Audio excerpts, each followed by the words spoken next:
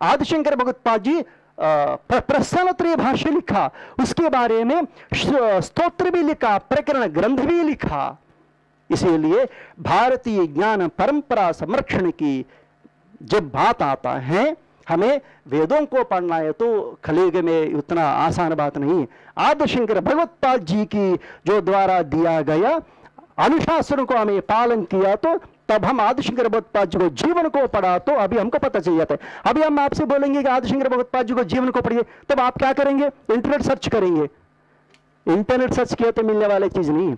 आदिशंकर भगवत्पाद जी के बारे में बोलना है तो आमनाय पीठों में जाकर वहां ज्ञान प्राप्त करना है।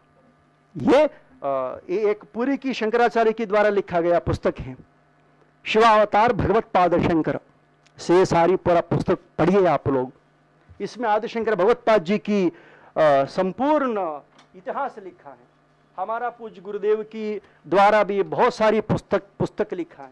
ये अमूल्य ग्रंथ है। ये आज ग्रंथों का संरक्षण नहीं हो पा रहे हैं। ग्रंथ का संरक्षण होना चाहिए, मूल ग्रंथ का संरक्षण होना चाहिए। उदाहरण के लिए इसीलिए बोलते हैं कुछ परंपरा में विचित्र होता है पर उसको प्रतिष्ठित करना चाहिए। यही काम कर रही है अभी। क्योंकि एक उदाहरण देता विषय है, एक पुलिस ने चौरास्ता में गया, चौरास्ते में जाकर आने वाले गाड़ी लोगों को पकड़ेंगे ना, एक गाड़ी को पकड़ लिया, हेलमेट नहीं है 10,000 दो, हाँ स्टिकर नहीं 20,000 दो।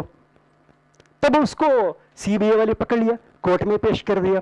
जज ने पूछा क्या कर रहे हैं, तो पुलिस ने बोला कि जज साहब ये हमारे परंपराएं 50 वर्ष से चल रही हैं। हमारे पूर्वज लोग भी 5,000 रुपया लेते थे, हम 10,000 रुपया लिए। ऐसे होता है क्या परंपरा?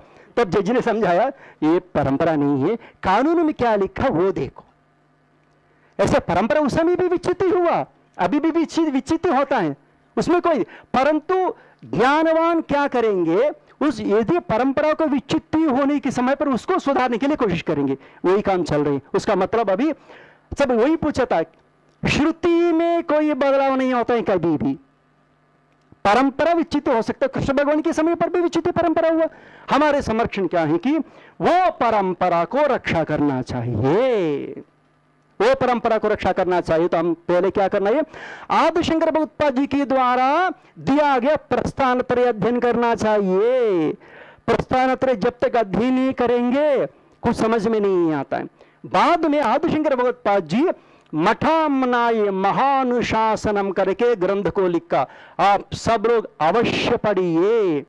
परंपरा में विचित्र होते रहते हैं, इसीलिए हम क्या करना चाहिए, मूल को संरक्षण करना चाहिए।